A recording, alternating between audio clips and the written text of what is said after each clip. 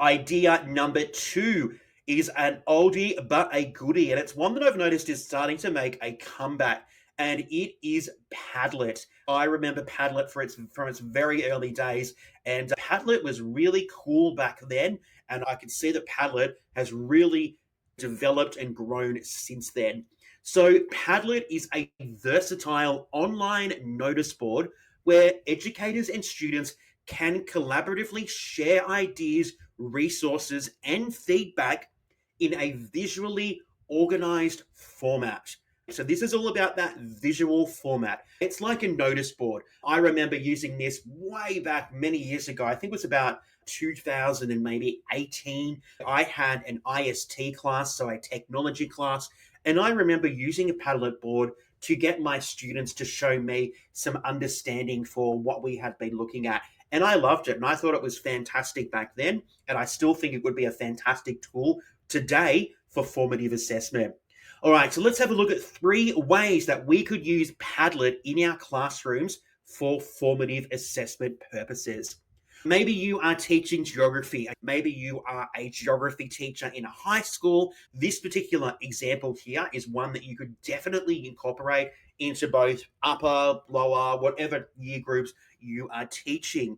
And that is posting an image of a landform and a fact about it. So going out there, finding an image, and then just writing something interesting about that particular landform. So you might be looking at different types of environments. You might be looking at different types of countries. There's so many things that you could do here. And hopefully you will have a very nice array of images and facts on your Padlet board that you could then look at as a class to see what your students have identified. Are there a particular type of landform? Did someone choose something very obscure? It's a really great way to see what your students are thinking and identify where do you go next. All right, so a really cool interactive visual way to collect information from your students that is collaborative and really, really cool.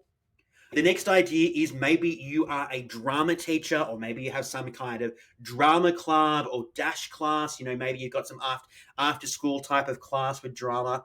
Maybe you use a Padlet board to brainstorm emotions or stage directions for a scene. So you might create your Padlet board, you pop up your scene description, and then you get your students to use the various tools. It might be a sticky note to brainstorm emotions, feelings, maybe even some stage directions that we have to use to bring this particular scene to life. So simple, so cool. A great way for collaboration, a great way to check your students' understanding, a great way to see, who is providing what types of ideas and what are your students bringing to your group. You might find that those really quiet students who don't necessarily say a lot might be in their absolute element, because now they're able to step out of that kind of anxious zone and they're able to share their ideas digitally. So sharing ideas, emotions, stage directions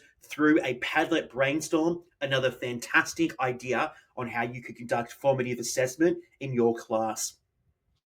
And again, back to our colleagues, because it is really important that we are looking at how we can, conduct formative assessment with ourselves. Maybe we've got some pre-service teachers. So maybe we've got some university students that you are working with. Maybe you are a university lecturer or tutorer.